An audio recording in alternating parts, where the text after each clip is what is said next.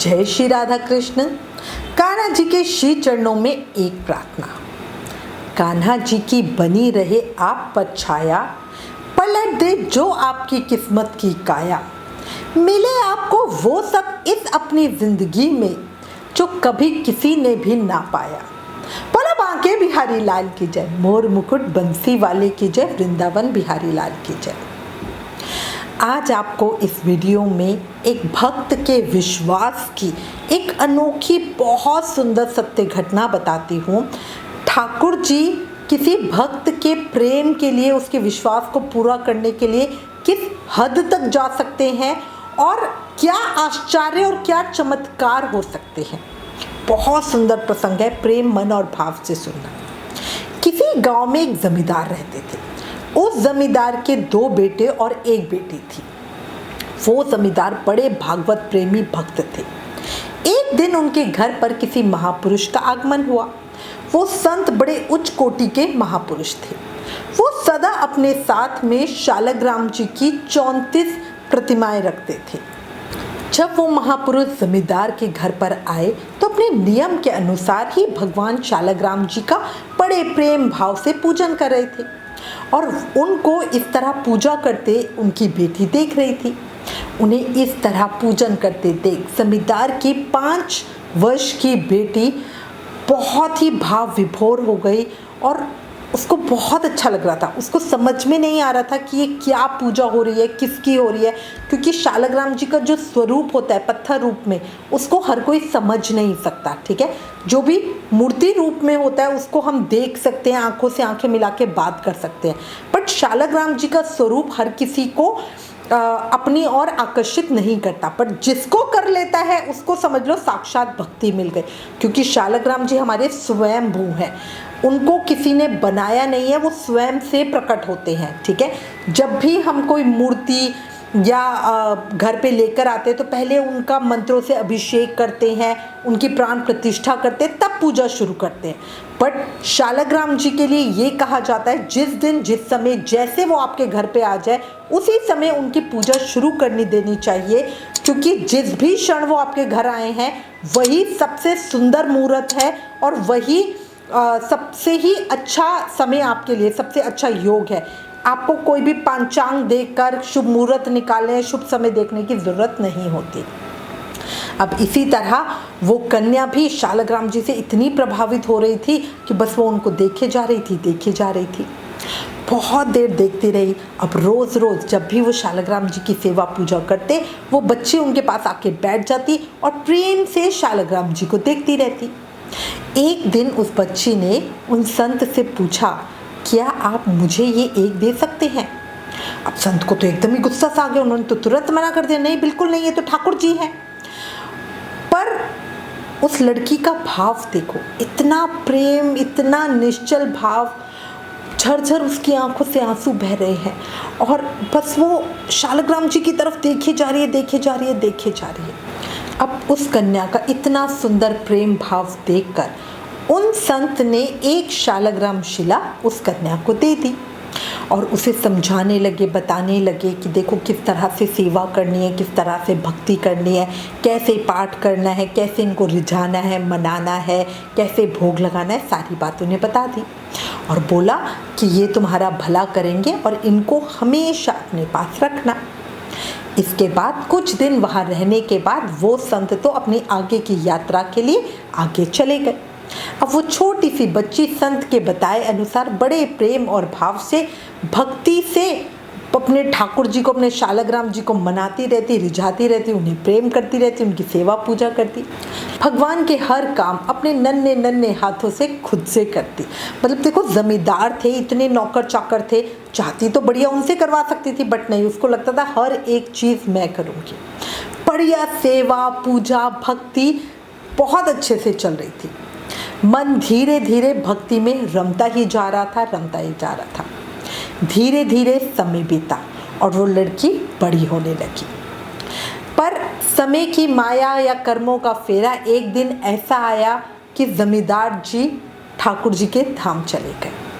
जमींदार के दोनों बेटों ने पिता की जागीर और जो काम था, व्यवसाय था, वो सब संभाल लिया और उनकी बेटी घर संभालती और अपनी भक्ति सेवा में ही लगी रहती। कर्मों का खेल और समय का फेर कुछ ऐसा घूमा कि एक दिन संयोग से दोनों भाइयों के बीच में बड़ा भयानक झगड़ा हो गया। उस समय बहन घर पर नहीं थी, मौसी के घर गई हुई थी।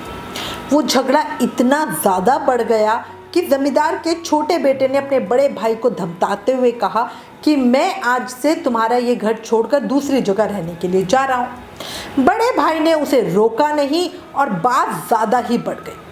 छोटा भाई बोला, हम दोनों मेहनत साथ करते हैं, पर तुम्हारे मन में लालच है, तुम अधिक पैसे हड़पना चाहते हो।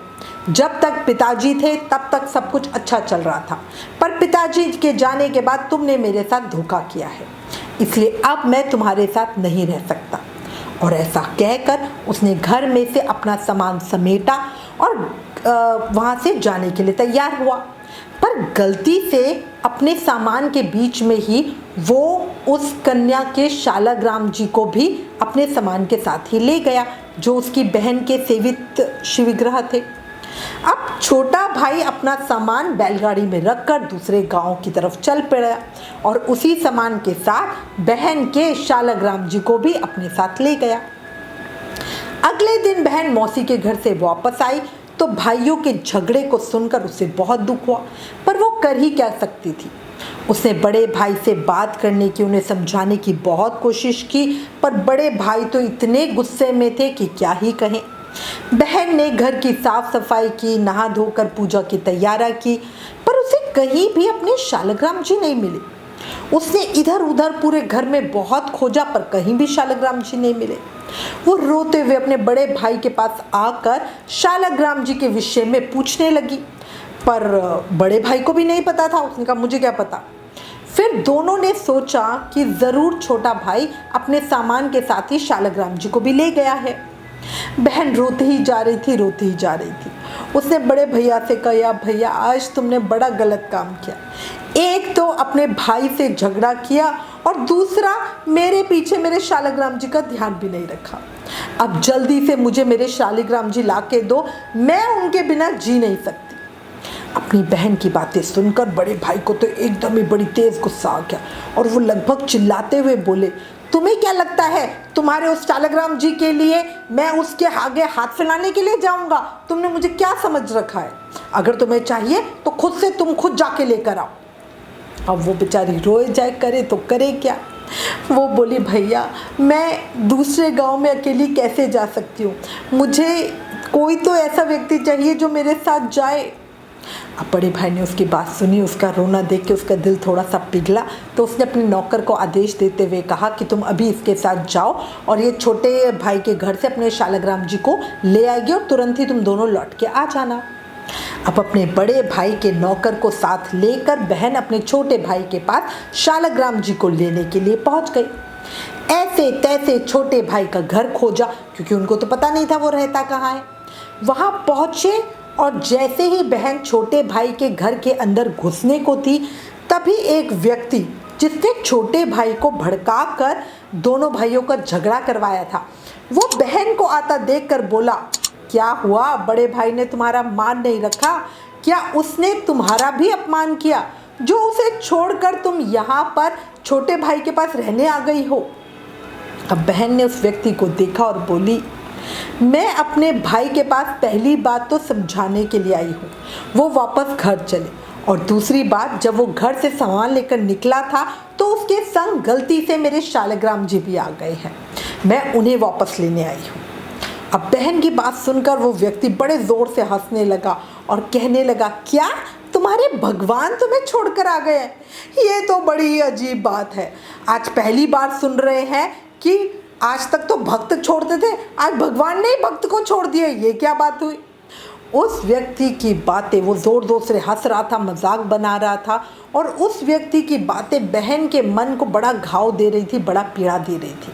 वो कहने लगे, मेरे शालिग्राम जी के बारे में ऐसी बातें मत करो, मेरे शालिग्राम जी दयालु हैं, कृपालु हैं और भक्तों के रक्षक हैं। वो भक्तों के साथ हमेशा रहते हैं, वो कभी भक्तों को छोड़ते नहीं। तुम अपने मन से इस तरह की बातें बिल्कुल निकाल दो। मेरे शालग्राम जी की जिस दिन कृपा देख लोगे उस दिन तुम हिल जाओगे, और वो तो हमेशा मेरे साथ ही रहते हैं। अब ये सुनकर तो वो और जोर जोर से हंसने लगा और बोला, अगर तुम्हारे शालग्राम जी तुमसे इतना प्रेम करते हैं तो तुम्हें छोड़कर ऐसे क्यों चले आए? अगर तुम्हारा प्रेम सच्चा है तो वो खुद से तुम्हारे पास क्यों नहीं आ जाते? तुम्हें यहाँ आने की क्या ज़रूरत थी? इसका मतलब तो ये प्रेम ही नहीं है। अब उस व्यक्ति की बातें सुनकर बहन अपने भाई के घर के दरवाजे के बाहर ही बैठ गई और रोते हुए बोली, तुम मेरी भक्ति की परीक्षा लेना चाहते हो?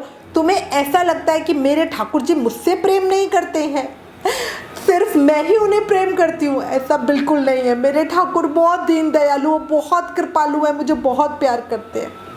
वो रोई जा रही है, रोई जा रही है, रोई जा रही है और रोते रोते बोली, अब मैं अपने भाई के घर के अंदर जाकर अपने भगवान को नहीं लेकर आऊँगी। अगर मेरा प्रेम सच्चा है तो मेरे भगवान, मेरे ठाकुर स्वयं मेरे पास चलकर आएंगे, और नहीं आएंगे तो यहीं मैं अपने प्राण छोड़ूंगी। उन दोनों की बातें सुनकर आसपास के बहुत सारे लोग इकट्ठे हो गए और जोर जोर से हंसने लगे। कहीं ऐसा भी होता है कि ठाकुर जी खुद चल कर आएंगे? इतने में छोटा भाई भी आ गया। अपनी बहन को देखकर वो बड़ा खुश भी हुआ, क्योंकि देखो भाई तो बुरा नहीं था ना, और एकदम ही पास आया और बोला, चलो चलो अंदर चलो, अंदर चलो, तुम मेरी बहन हो, मेरा तुम्हारे से कोई भी झगड़ा या कोई भी मनमुटाव नहीं है। जो मेरा झगड़ा था, जो विरोध था, वो बड़े भाई से था। तो बहन बोली, भैया मैं तुम्हारे घर के अंदर नहीं जाऊंगी, तुम्हारे दोस्त ने मेरी भक्ति का मजाक उड़ाया है। अब तो मैं अपने शालग्राम जी से बस यही प्रार्थना करती हूँ कि वो स्वयं मेरे पास चलकर आ जाए। छोटा भाई बोला, अच्छा तुम यहाँ बैठो, मैं शालग्राम जी को अंदर से लेकर आ जाता हूँ। तो बहन बोली, ना भैया, अगर मेरी भक्ति सच्ची है, शालग्राम जी को मेरे से प्रेम है, तो शालग्राम जी आज तो स्वयं ही मेरे पास आएंगे। आज तो भक्त की परीक्षा हो ही जाए। लोग बहन की बातें सुनकर जोर जोर से हंस रहे हैं, जोर जोर से हंस रहे हैं, और उसके ऐसे आंसू बह रहे हैं कि आज तो प्रलय हो जाएगी, एकदम बाढ़ी आ जाएगी। और सबको ये बड़ा अजीब पागलपन लग रहा था, ये लड़की क्या बैठी बकवास कर रही है, कभी पत्थर की मूर्ति भी चलकर आती है क्या? पता नहीं किस तरह की बातें कर रही है, ये तो पागल हो गई है, इसको तो उधर ओझा के पास लेके जाओ, इसके ऊपर कोई भूत चढ़ गया। सब इस तरह की हजारों तरह की उल्टी सीधी बातें करने लगे। जब सब लोग उसका मजाक उड़ाते हुए हंस रहे थे तो वो कन्या रोते हुए मन ही मन अपने शालग्राम जी से प्रार्थना कर रही थी, हे मेरे नाथ, हे दीन दयालु, हे ठाकुर जी, हे भक्त वत्सल, अब तो मेरे मान की बात है। आप भक्तों की लाज रखते हो, ये आज आपको प्रत्यक्ष करके दिखाना है। आज तक तो हमने कहानियों में ही सुना है। हे भगवान, आज आप स्वयं चलकर मेरे पास आइए, मेरा मान बढ़ाएं और अपने उन शब्दों की रक्षा करें जिसमें आपने स्वयं कहा है कि जो सच्चे भाव से मेरी वंदना करता है, मैं हमेशा उसके साथ रहता हूँ। और रोती जा रही है, अपने ठाकुर से प्रार्थना करती जा रही है, रोती जा रही है, रोती जा रही है। आंसुओं का बिल्कुल सैलाब सा था। और अचानक, मतलब एक तरफ वो बेचारी रो रही है, एक तरफ जोर जोर से हंस रहे हैं। कोई उसे पागल कह रहा है, कोई कह रहा है डॉक्टर को बुलाओ, कोई कह रहा है इसको ओझा के पास लेके जाओ, कोई कुछ बकवास कर रहा है। तभी जोर से, एकदम जोर से हवा चलने लगी। आकाश में बादल घुमड़ घुमड़ कर आ गए। मतलब जहां अभी तक इतनी तेज धूप थी, गर्मी के मारे हालत खराब हो रही थी, अचानक से मौसम इतनी जोर से और इतना जबरदस्त बदल गया। जोर की आंधी चलने लगी और अचानक एक दिव्य चमत्कार हुआ। घर के अंदर से शालग्राम जी सिंहासन के साथ आकाश में उड़ते हुए घर से निकले और सबकी आंखों के सामने सीधा बहन की गोद में आकर गिरे। ये वहां खड़े हर एक शख्स ने प्रत्यक्ष रूप में देखा। मतलब कितनी ही बड़ी बात है, सोचकर इमेजिन करके देखो। बहन ने शालग्राम जी को अपने हाथों में ले लिया और प्रणाम करने लगी। सब लोगों ने ये चमत्कार देखा। सबकी हंसी तो क्या, उनके चेहरों के रंग तक उड़ गए थे। सब के सब बड़े हैरान थे कि कैसे अचानक ही इतनी जोर से आंधी तूफान आ गया और कैसे बिना कुछ करे अब घर के अंदर रखे हुए शालग्राम जी बिना किसी सहारे के स्वयं आकाश से उड़कर आ गए। क्या हवा में इतने भारे शालग्राम जी सिंहासन उड़कर आ सकता है? और आके सीधा गिरा भी तो भक्त की गोदी में ही। मतलब क्या ये संभव है? क्या ये वाकई ठाकुर जी का चमत्कार है या कोई बस ऐसे ही संयोग है? लोगों को ये चमत्कार देख के यकीन नहीं हो रहा था, पर सब लोगों ने इसे प्रत्यक्ष अपनी आंखों से देखा था और खुद आंखों से देखे हुए पर अविश्वास करना तो सबके लिए ही कठिन था। सब उस भक्त के पैरों में गिर रहे थे और वो भक्त रोती हुई अपने शालग्राम जी को अपने नेत्रों से लगा रही थी और कह रही थी, ठाकुर जी आज आपने अपने भक्त का मान बढ़ा दिया, आज आपने मुझे मेरी भक्ति का फल दे दिया। उसने अपने शालग्राम जी को उठाया और वो अपने बड़े भाई के घर की ओर जाने लगी। तब छोटा भाई भी उसके चरणों में गिर गया और बोला, बहन मुझे माफ़ कर दो, तुम जैसा भक्त मेरे घर के बाहर होकर निकल जाए और अंदर ना आए, इससे ज़्यादा मेरे जीवन का दुर्भाग्य और कुछ नहीं हो सकता। बहन अपने भैया को समझाते हुए बोली, अगर तुम मुझसे इतना प्रेम करते हो तो अभी की अभी अपने बड़े भाई के घर पे चलो। ये सब तुम्हें भड़का कर हमारा घर हमारा जीवन बर्बाद करना चाहते हैं। ये तुम्हें बड़े भैया से लड़ा कर अपना फ़ायदा उठाना चाहते हैं। छोटे भाई को बहन की बात समझ आ गई और वो अपनी बहन की बात मानकर अपने बड़े भाई के पास दोबारा लौट आया। अन्य लोगों ने बड़े भाई को भी बहन की भक्ति का जो चमत्कार था वो बताया। बड़ा भाई बहन और छोटे भाई को साथ आया हुआ देख के बहुत खुश हुआ, खुले दिल से दोनों का स्वागत भी किया। बड़े भाई ने छोटे भाई की सभी गलतफहमियों को दूर किया और बताया कि उसने कोई धोखा नहीं किया, कोई पैसों का फेर नहीं किया। वो तो अपने बड़े भाई को सब कुछ देने को तैयार था और उसने बताया कि तुम्हारे दोस्त बीच में गलतफहमी पैदा कर रहे थे। अब दोनों भाई खुशी खुशी अपनी बहन के साथ उसी घर में रहने लगे। देखा आपने, ऐसे ही है हमारे ठाकुर जी, अपना मान भले घट जाए भक्त का मान न घटने दे, और इसलिए ही उन्होंने स्वयं प्रकट होकर अपने भक्त का मान बढ़ा दिया। वो दयालु कृपालु हमेशा भक्तों के साथ होते हैं, लेकिन वो प्रकट तभी होते हैं जब उनके प्रति भाव सच्चा हो, प्रार्थना सच्ची हो, तभी वो स्वयं प्रकट होकर भक्तों का मान बढ़ाते हैं। उनको पुकारने की तड़प सच्ची हो। ऐसा नहीं कि इस प्रसंग को सुनकर कोई घर के बाहर ही जाके बैठ जाए और बोले आज तो ठाकुर जी तुम्हें परीक्षा देनी होगी, तुम नहीं आए तो समझ लेना, है ना। ऐसा नहीं, फिर मत कहना बहन के लिए तो ठाकुर जी आ गए और मेरे लिए नहीं आए, है ना। तो वो वाली स्थिति होनी चाहिए, वो वाली भाव होना चाहिए। अब कान्हा जी के श्री चरणों में 2 लाइनें। कान्हा, अजीब भी तू है, मेरा नसीब भी तू है। दुनिया की भीड़ में मेरे सबसे करीब भी तू है। तेरे ही आशीर्वाद से चलती है जिंदगी की डोर। मेरा राम भी तू है, मेरा श्याम भी तू है। बोला बांके बिहारी लाल की जय, मोर मुकुट बंसी वाले की जय, वृंदावन बिहारी लाल की जय। अगर भक्त के विश्वास और प्रेम के साथ मेरे ठाकुर जी की कृपा ने दिल को छुआ, आंखें नम हुई, तो प्लीज़ इस वीडियो को ज़्यादा से ज़्यादा शेयर करें। Please like share and subscribe. Thank you. जय श्री राधा कृष्ण।